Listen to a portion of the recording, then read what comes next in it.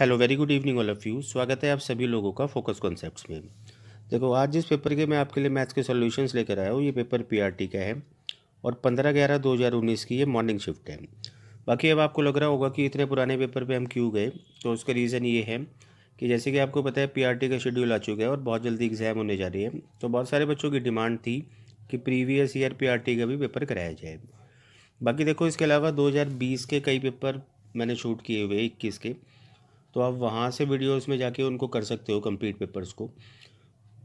और थोड़ा सा मेरे पास देखो टाइम की भी कमी रहती है, तो मैं इसलिए रेगुलर वीडियोस नहीं बना पा रहा, बट मेरी कोशिश रहेगी कि मैं रेगुलर 1 या 2 वीडियो बनाता चलूँ। लेकिन अगर आपको बिल्कुल मतलब 1 से 2 से 3 पेपर निपटाने हैं दिन के, तो आप मुझे कांटेक्ट कर सकते हो। डिस्क्रिप्शन बॉक्स में मैंने अपना नंबर दिया हुआ है और बहुत सारे मेरे ऑनलाइन बैचेस चल भी रहे हैं, तो वहाँ मैं डेली पेपर ही करा रहा हूँ और उसके साथ जो कॉन्सेप्ट होता है वो भी कराता हूँ। तो जो भी बच्चा इंटरेस्टेड हो कर सकता है, अदरवाइज़ मैं पूरी कोशिश करूँगा कि एक वीडियो आपके लिए यहाँ पर भी लेकर आता चलूँ। आज इस पेपर की बात करिए, देखो अगर, तो आपको पता है टोटल 20 क्वेश्चन आपको यहाँ मिल रहे होंगे और हमेशा की तरह आपको फिर से डिस्क्रिप्शन बॉक्स में लिंक दिया जा रहा है कंप्लीट पेपर का, आप डाउनलोड कर सकते हो। इसी पीडीएफ में अगर आप पेज नंबर 9 पे जाते हो तो आपको देखो मैथ्स मिल जाएगा और टोटल जो 20 क्वेश्चन है वो यहाँ से स्टार्ट हो रहे हैं और बड़े ध्यान से आपको एक एक करके इन क्वेश्चंस को अब समझने हैं। पहला क्वेश्चन टाइम एंड वर्क से काफ़ी इजी है। आपको बताया जा रहा है कि एक तो है विवेक और एक है मोहित। तो विवेक जिस काम को कर सकता है कंप्लीट 42 डेज़ में, मोहित उसी काम को कंप्लीट कर सकता है 56 डेज़ में। आगे कहता है कि दोनों ने साथ में मिलकर तो काम शुरू किया, लेकिन 12 दिन बाद मोहित ने छोड़ दिया। उसके बाद जो बचा हुआ काम होगा, शेष रिमेनिंग वर्क, उसको कंप्लीट करने में कितना टाइम लगा। अब आपको पता है कि सबसे पहले एलसीएम लेना होता है, तो 42 और 56 का एलसीएम 168 होगा और 168 ही यहाँ पर टोटल वर्क का काम करेगा। उसके बाद अगला काम होता है एफिशिएंसी का, यानी कि कार्यक्षमता। कार्यक्षमता का मतलब यहाँ पर होगा एक दिन के काम से। अब क्योंकि 168 वर्क 42 डेज़ में विवेक कर सकता है, तो इसका मतलब एक दिन में वो 4 काम कर सकते हैं। और उसी तरीके से मोहित की कार्यक्षमता बनेगी 3। अब 12 दिन दोनों ने मिलकर काम किया है, जबकि आपके सामने है कि दोनों एक दिन में मिलकर 4 और 3 7 काम करते हैं। तो इसका मतलब है इन 12 दिनों में 84 काम हुआ होगा। अब 84 काम 84 और बचा, और आप समझ रहे हो क्योंकि मोहित तो काम छोड़ ही चुका है, तो ये काम करेगा विवेक। और 84 जो काम होगा वो 4 की क्षमता से होने में 21 दिन लगेंगे। तो बस रिमेनिंग का ही हमसे पूछा था, तो अपना आंसर होगा 21 दिन। अगर इन केस वो पूछता है कि टोटल काम होने में कितने दिन लगे, तो 21 + 12, आपका आंसर होता 33। इसके बाद क्वेश्चन नंबर 2 है, डीआई का क्वेश्चन है। आपको यहाँ पर एक पाई चार्ट बना के दिखा रखा है और आपको बताया गया है कि एक हवाई अड्डे से, मतलब टोटल 7 दिन है एक हफ्ते के, और किस दिन कितने हवाई जहाज़ों की संख्या मतलब होती है। अब देखो यहाँ आपको क्या पूछा गया है कि चौथे दिन यानी कि D4 में कितना मतलब सेंट्रल एंगल बन रहे हैं, केंद्रीय कोण। अब जैसे कि ये सर्कल है और आप समझते हो एक सर्कल बनाने के लिए आपको 360 डिग्री बनाना होता है, तो ये पूरा पाई चार्ट 360 डिग्री को दर्शा रहा है और 360 में से D4 को दिया गया है 14% हिस्सा। तो सिंपली आप इसका बस 14% निकाल लो और जब आप इसको कैलकुलेट करोगे तो बिल्कुल आसानी से आपको 50.4 डिग्री मिल जाएगा। तो बस यही इस सवाल का होगा आंसर। इसके बाद क्वेश्चन नंबर 3 है। देखो, इंग्लिश वाले बच्चों के लिए मैं बता देता हूँ। हमें यहाँ पर 3:7 जो रेशियो गिवन है, तो ये सेलिंग प्राइस और मार्क प्राइस का है और पूछा जा रहा है डिस्काउंट परसेंट। तो देखो 7 वाला सामान 3 में बेचा गया, तो उसका मतलब 4 डिस्काउंट मिला। और डिस्काउंट परसेंट आपको बहुत अच्छे से पता है कैसे निकलते हैं, डिस्काउंट अपॉन MP यानी 7 इंटू 100। बाकी आप इसको कैलकुलेट करोगे तो बिल्कुल आसानी से आपको आंसर मिल जाएगा 57.14%। इसके बाद देखो आपको क्वेश्चन नंबर 4 नज़र आ रहा है, इंग्लिश में है, मैं इसको ट्रांसलेट करता चलूँगा। कहता है कि जितेन अपना जो प्रॉफिट या लॉस है वो कैलकुलेट करता है सेलिंग प्राइस पे, जबकि आप सबको पता है कि प्रॉफिट या लॉस कैलकुलेट होता है कॉस्ट प्राइस पर। उसी तरीके से, अच्छा ये आप समझते हो, देखो सेलिंग प्राइस का मतलब विक्रय मूल्य पर, जबकि होता है वो क्रय मूल्य पर। अब जितेन ने जिस आर्टिकल को बेचा है उसका नाम जी है और 20% का वो कहता है कि उसको प्रॉफिट हुआ है। जबकि हमें इस जी आर्टिकल का क्रय मूल्य कॉस्ट प्राइस भी दे रखा है 1200। फिर बात होती है एक अलग आदमी के लिए। एक और आदमी है देखो प्रेम, और वो जो अपना प्रॉफिट या लॉस कैलकुलेट करते हैं वो बिल्कुल ठीक करते हैं क्रय मूल्य यानी कॉस्ट प्राइस पर। और वो एक आर्टिकल जो बेचता है उसका नाम है एम, इतने रुपए में बेचता है और उसको लॉस होता है 25% का।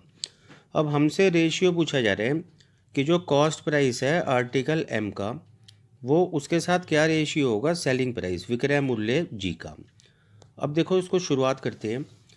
जैसे कि मैंने आपको समझाया कि जितेन ने जो प्रॉफिट अपना कैलकुलेट किया है वो एसपी पे किया है विक्रय मूल्य पर, जबकि करना सीपी पर होते हैं। तो इसका मतलब ये 20% तो गलत है, इसको आपको ठीक करना होगा। 20% की फ्रैक्शन अगर मैं आपसे पूछूं तो आप बोलोगे 1/5।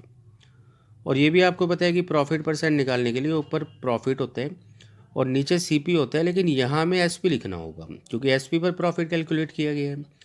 अब अगर मैं आपसे पूछूं कि सीपी बताओ तो आप बोलोगे सीपी होगा 4, जबकि 4 नहीं है 1200 है। 4 की वैल्यू आपको 1200 गिवन है, तो एक की वैल्यू या फिर आप समझ रहे हो कि 1200 जो होता है 4 का वो 300 टाइम्स होता है, 300 गुना। तो सेलिंग प्राइस भी 5 नहीं होगा 300 गुना होगा, यानी कि 1500 होगा आर्टिकल जी का सेलिंग प्राइस, उसको लिख लेते हैं। अब उससे पहले देखो हमें कैलकुलेट करना है आर्टिकल एम का कॉस्ट प्राइस। तो कैसे पता करेंगे, तो इतने में उसको बेचा गया और 25% का लॉस हुआ है। तो लॉस को आप लिखोगे मतलब फ्रैक्शन 1/4 होगा और आप लिखोगे कि 1 का लॉस है, और यहाँ पर जो प्रेम है उसने बिल्कुल ठीक कैलकुलेट किया यानी सीपी होगा। अब अगर मैं आपसे पूछूँ कि सेलिंग प्राइस क्या होगा तो आप बोलोगे 4 में ख़रीदा, 1 का लॉस हो गया, 3 होगा। अब 3 की वैल्यू देखो आपको गिवन है 1125। अब मैं आपसे पूछूं कि भाई 1125 कितना टाइम्स है 3 का, तो आप 1125 को डिवाइड कर लेना 3 से, और 3 से कितनी बारी कट रहा है, 3 बारी 9 बचा 2 और 2 7 बारी 21 और 5 375 टाइम्स। तो जो कॉस्ट प्राइस होगा इस आर्टिकल का वो भी 375 टाइम्स होगा, और जब आप मल्टीप्लाई करोगे ना तो ये भी 1500 आ जाएगा।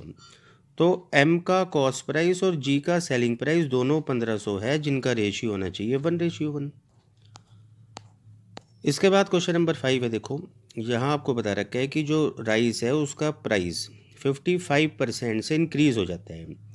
अब एक्सपेंडिचर्स को रखना है देखो सेम, तो पूछा जा रहा है कि हम इसके कंजम्पशन को कितने परसेंट से कम कर दें। इसका देखो सबसे आसान तरीका क्या होता है, प्राइस का आपको एक रेशियो बनाना है, और वो कैसे बनेगा, 55% से इंक्रीज़ हुआ है, 55% की फ्रैक्शन होती है 11/20, 55/100, जिसको आप काट के 11/20 लिखोगे। तो आप बोलोगे अगर पहले प्राइस 20 था ना तो वो 11 से इंक्रीज़ होकर 31 हो गया। और दूसरा फैक्टर होता है कंजम्पशन यानी कि खपत, और प्राइस इनटू कंजम्पशन से बनता है एक्सपेंडिचर, जबकि हमें एक्सपेंडिचर्स को सेम रखना है यानी 1:1 में रखने हैं। और 1:1 में नंबर्स तभी आ सकते हैं जब आप इसको पलट कर लिखोगे। तो कहने का मतलब है कि आपको खपत का एक रेशियो मिल चुका है कंजम्पशन का, कि पहले सामान 31 आता था और अब 20 आ रहा है, तो कमी कितने की हुई 11 की, और 11 की जो कमी हुई वो पहले यानी कि 31 पर हुई, परसेंट के लिए 100। बाकी जब आप इसको कैलकुलेट करोगे तो आपको बिल्कुल आसानी से आंसर मिल जाएगा। चलते हैं अगले क्वेश्चन पर। क्वेश्चन नंबर 6 आपके सामने, बिल्कुल सिंपल सा क्वेश्चन है, आप इसको खुद से कर सकते हो, सिर्फ बोर्ड मास आपको यूज़ करने हैं। 7 क्वेश्चन पर अगर आए तो यहाँ पर मैं इंग्लिश में ट्रांसलेट कर देता हूँ। कहता है कि वह सबसे बड़ी संख्या क्या है जो 728 और 900 को विभाजित करने पर शेष इतना इतना बचाती है। कहने का मतलब है यहाँ आपसे पूछा जा रहा है लार्जेस्ट नंबर, कि जब हम उस नंबर से इन दोनों को डिवाइड करें तो रिमाइंडर्स 4 और 8 बचे। अब आपको थोड़ा एहसास हो रहा होगा ज़रूर यहाँ पर HCF की बात हो रही है, लेकिन HCF तो नंबर को पूरा पूरा डिवाइड करता है। आपको करना क्या होगा, 728 को जब नंबर ने डिवाइड किया तो 8 बचा। अगर मैं इसमें से 8 हटा दूँ तो आप बोलोगे वो जो नंबर है ना 720 को यानी पूरा डिवाइड कर पा रहा होगा। उसी तरीके से सेकंड नंबर 900 है और यहाँ 4 रिमाइंडर बचता है, तो अगर 4 को मैं हटा दूँ तो 896 वो नंबर रहा होगा जो उस नंबर से पूरा डिवाइड हुआ होगा, मतलब जो सबसे बड़ा नंबर है। अब बस आपको एक ऐसा सबसे बड़ा नंबर पता करना है जो इन दोनों को डिवाइड कर सके, यानी कि बात हो रही है HCF की। और HCF निकालने का जो तरीका है वो बहुत सारे होते हैं, उनमें से एक तरीका मैं आपको बता देता हूँ। आपको करना क्या है कि नंबर्स को छोटा करना है। अब यहाँ पर मुझे ये नंबर्स 8 से कटते नज़र आ रहे हैं। 8 से नंबर कटेगा 90 बारी, और 8 से नंबर कटेगा 8 एकम 8, फिर एक बारी कटा 8 और बचा कितना 2। अब इसके बाद मुझे फिर से दोनों नंबर 2 से कटते नज़र आ रहे हैं, तो 2 से आप इसको काटोगे 45 टाइम्स और इसको काटोगे 56। बाकी अब ये नंबर देखो आगे नहीं कटेंगे, तो हम जिन जिन नंबर से इनको हमने काटा है ना, बस आपको उनको मल्टीप्लाई करना है, जिससे कि 16 आपको मिल जाएगा, वो सबसे बड़ा नंबर यानी कि HCF। इसके बाद क्वेश्चन नंबर 8 है, मेंसुरेशन का क्वेश्चन है। और यहाँ आपको क्या गिवन है कि एक रेक्टेंगल है जिसका पेरीमीटर बिल्कुल इक्वल्स टू है सर्कमफेरेंस ऑफ अ सर्कल। अब जिस सर्कमफेरेंस के बराबर है उस सर्कल की रेडियस आपको गिवन है 21। देखो आप समझते हो कि अगर रेडियस अपने पास है त्रिज्या, तो परिधि यानी कि सर्कमफेरेंस आप 2πr से निकाल सकते हो। तो उसी से देखो 2 × 22/7 और r की जगह 21 रखने पर आपको ये सर्कमफेरेंस मिलेगा 2 × 22 यानी कि 44, और 44 × 3 यानी कि 132। और अगर सर्कमफेरेंस यानी परिधि 132 है ना, तो इसका मतलब है रेक्टेंगल का जो पेरीमीटर है वो भी 132 होगा। अब रेक्टेंगल का पेरीमीटर आपको पता है 2 × में L+B होता है, तो आप इसको 132 के बराबर रखोगे तो आपको देखो L+B की वैल्यू मिल जाएगी 66। इसके अलावा आपको इस रेक्टेंगल का एरिया भी दे रखा है, एरिया आप समझते हो L×B होता है, तो ये है 864 की 1।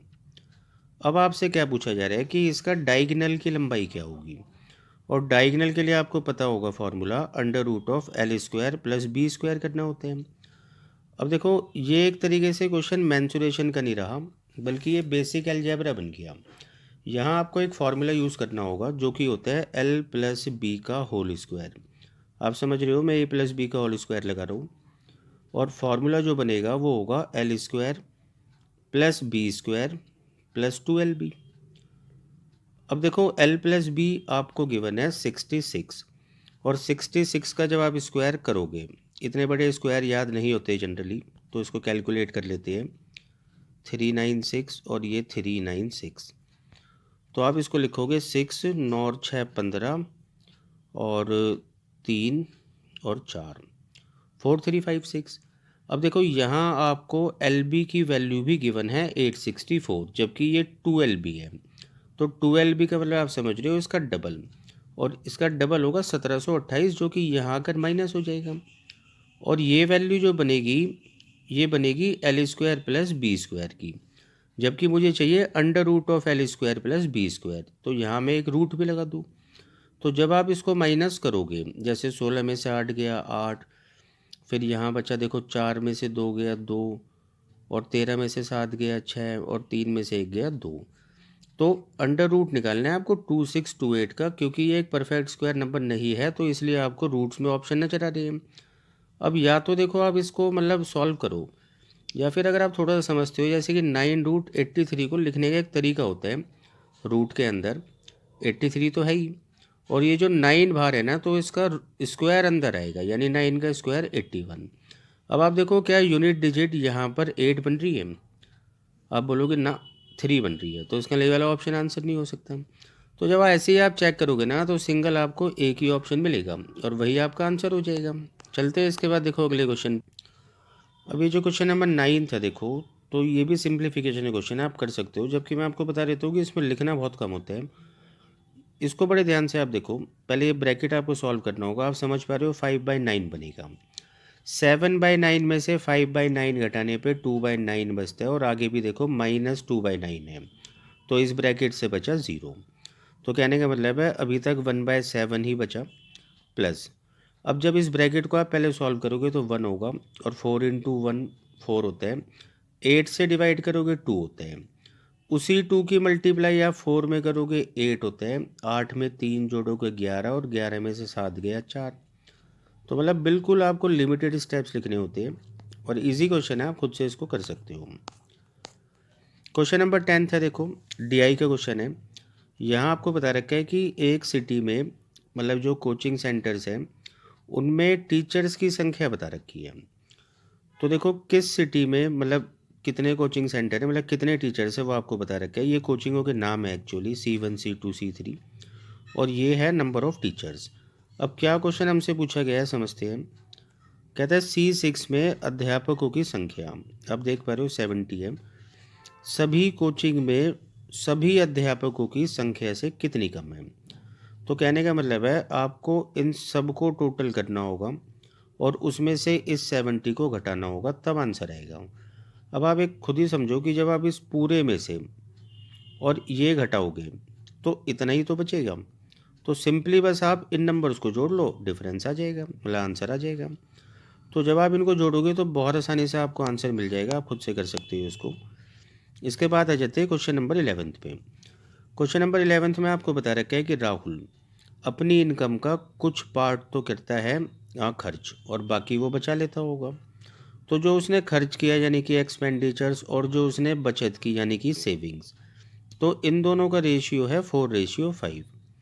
बाकी एक्सपेंडिचर्स और सेविंग्स को जोड़ने पर बनती है आय यानी कि इनकम, और इनकम बनेगी 9 के रेशियो में।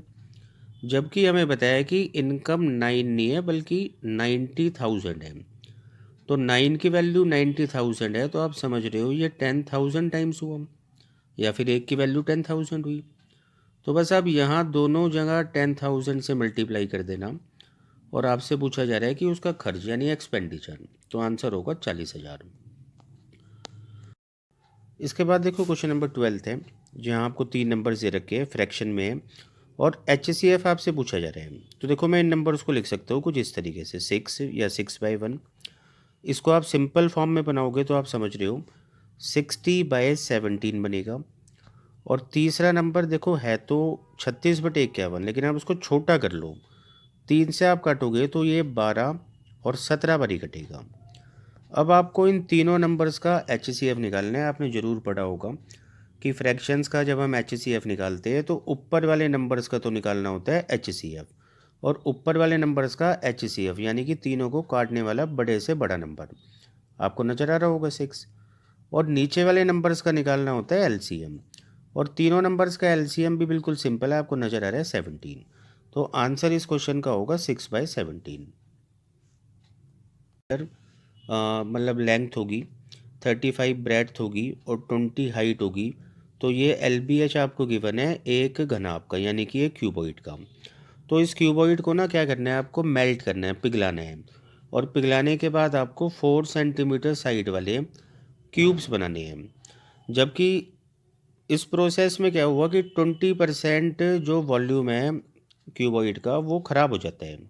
तो यानी कि इस जो भी वॉल्यूम हम निकालेंगे क्यूबॉइड का, तो इसका 80% ही काम आया। कितने यहाँ पर क्यूब्स बनेंगे हमसे पूछा जा रहा है। तो सबसे पहले देखो आप समझते हो कि 40 इंटू 35 इंटू 20, इससे बनता है वॉल्यूम यानी कि आयतन। और इस आयतन का क्योंकि 20% ख़राब हो चुका है तो 80% यूज़ हुआ, और इतने वॉल्यूम से आपने क्या बनाया, n नंबर ऑफ़ क्यूब्स, बहुत सारे क्यूब्स बनाए, उनको मैंने n मान लिया। और एक क्यूब का वॉल्यूम आपको पता है क्या होगा, ए क्यूब होता है, ए का मतलब प्रत्येक भुजा, वो आपको 4 गिवन है। तो ऐसे आप यहाँ से नंबर ऑफ़ कितने यहाँ क्यूब्स बने होंगे निकाल सकते हो।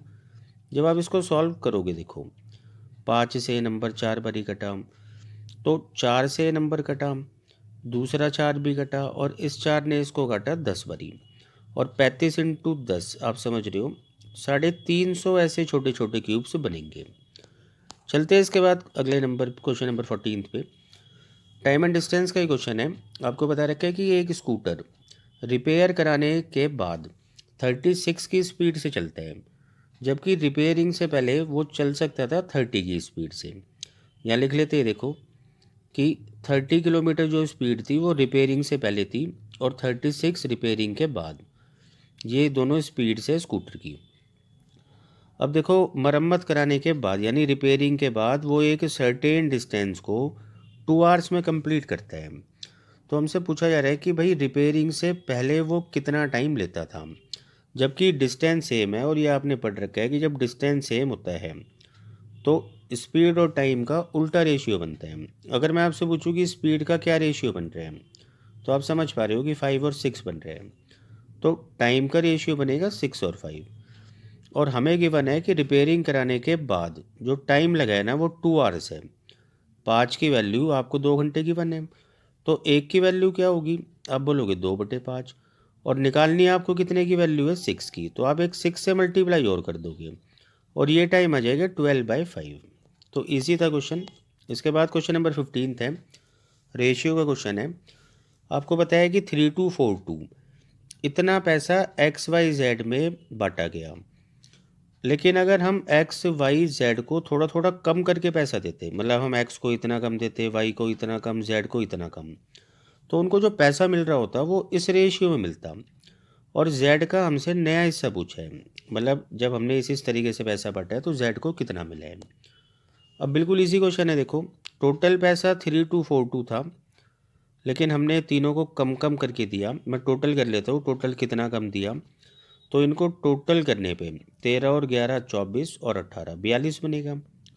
तो 42 कम दिया, तो आप बोलोगे 3200 रुपये इनमें बटा। जो नए तरीके से हमने धन बांटा है वो 3200 बटा, और वो इन तीनों को 3:6:7 में मिला। तो सिंपली आप इस रेशियो में 3200 को बांट दो। कैसे बांटना है आपको पता है कि 3 और 6 9, 9 और 7 16, और 16 नहीं है, टोटल पैसा 3200 है, जो कि 16 का 200 गुना है। तो बस आप 200 200 से गुणा करोगे, और गुणा करने पर जैसे कि Z का हिस्सा पूछा जा रहा है तो आंसर होगा 1400। हाँ, अगर इसमें नया हिस्सा ना बोला होता और बोला होता Z का हिस्सा, तो फिर हम इस 1400 में वो भी पैसा ऐड करते जो उसको कम करके दिया है, और उस केस में आंसर 1411 होता। तो ये बात आपको ध्यान रखनी है। क्वेश्चन नंबर 16 है, आप इसको कह सकते हो परसेंटेज का क्वेश्चन है या फिर मैंसुरेशन का भी कह सकते हो।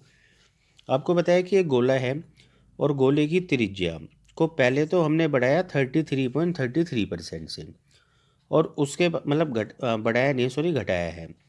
उसके बाद हमने उसको X% से दोबारा बढ़ा दिया, जिससे क्या हुआ कि उसके कुल पृष्ठीय क्षेत्रफल यानी कि टोटल सरफेस एरिया आप कह सकते हो, उसमें कोई भी चेंज नहीं हुआ। तो आपको बताना है कि ये X कितना था। अब देखो इसको आसान तरीके से मैं आपको बताता हूँ, 33.33%, इसकी फ्रैक्शन 1/3 होती है। तो आप बोलोगे रेडियस को ना 3 से 4 कर दिया गया होगा, और क्योंकि उसके सरफेस एरिया में कोई भी फ़र्क नहीं पड़ा, तो इसका मतलब 4 से दोबारा घटाकर 3 कर दिया गया होगा। अब बस आपको ये पता करना है कि 4 से घटाकर अगर 3 किया है तो कितना % हमने घटाया। एक बार फिर से मैं इसको दोबारा से क्वेश्चन को बताऊंगा, थोड़ी सी यहाँ मुझसे गलती हुई है। ये एक्चुअली 1/3 से ना घटाना था। तो आप बोलोगे 3 अगर कोई त्रिज्या थी तो 1 से घटा दिया और उसको 2 कर दिया। अब वापस देखो कोई फ़र्क नहीं पड़ा टोटल सरफेस एरिया में, तो इसका मतलब रेडियस को दोबारा से 3 किया गया है। तो 2 से 3 करने का मतलब है 1 बढ़ाया, कितने पर, आप बोलोगे 2 पर, और परसेंट के लिए 100, यानी कि दूसरी बारी जो X% से हमने बढ़ाया था ना उसकी वैल्यू होगी 50%।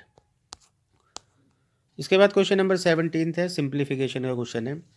आपको ये सॉल्व करना आता है। देखो आप पहले इसको सॉल्व करोगे तो आप बोलोगे 4 × 2 8 + 1 9/4। अब यहाँ से जो 9/4 बन रहे हैं ना, तो ये पलट जाता है, मतलब 9/4 का 4 ऊपर और 9 नीचे। अब फिर से देखो आपको वही करना है, 9 × 1 9 + 4 यानी कि 13/9।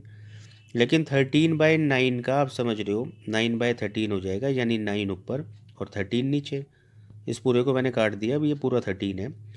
13 × 3 39 होता है, और 9 आप उसमें जोड़ते हो तो ये 48 होता है, 48/13। जबकि 48/13 पलट जाएगा तो ये 13/48 बनेगा। ये ए की वैल्यू होगी, और आपको 24A की वैल्यू निकालनी है, यानी 24 से आप मल्टीप्लाई करोगे तो आंसर आपको 13/2 मिलेगा। बाकी आप खुद से भी करोगे तो समझ में आ जाएगा। क्वेश्चन नंबर 18 फिर से DI का क्वेश्चन है। आपको बताया गया है कि एक शहर में जो बहुत सारे होटल हैं वहाँ पर बावर्चियों की यानी कि कितने शेफ़ हैं उनकी संख्या आपको दिखा रखी है। और क्वेश्चन जो हमसे पूछा है वो ये है कि मान लो कि H2 और H3 में जितने भी ये बावर्ची है तो उनका टोटल ना A है।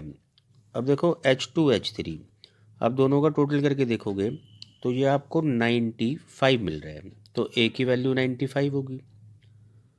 उसी तरीके से कहता है कि अगर आप बी की वैल्यू निकालना चाहते हो तो बी की वैल्यू तब निकलेगी जब आप H1 और H6 का टोटल करोगे। अब H1 40 है, H6 80 है और दोनों को आप जोड़ोगे तो 120 है। अब आपसे पूछा जा रहा है बी ए का कितना परसेंट है, तो बी देखो 120 है और उसका परसेंटेज ए की तुलना में निकालना है, यानी 95 नीचे और परसेंट के लिए 100।